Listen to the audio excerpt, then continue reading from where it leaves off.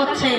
আমি তো বৃন্দাবনে শুধু ব্রজ খেলা খেলতে আসিনি, কে গো মা, আমরাও খেলছি এই মধুময় সংসারে। কেউ 40 বছর, কেউ 60 বছর, কেউ 70-80 বছর ধরেই মায়া সংসারের খেলা। কিন্তু আমরা যা করি তা হচ্ছে খেলা, আর আমার অনাদিরাদি ভগবান আজকে যা করছে তা হচ্ছে লীলা।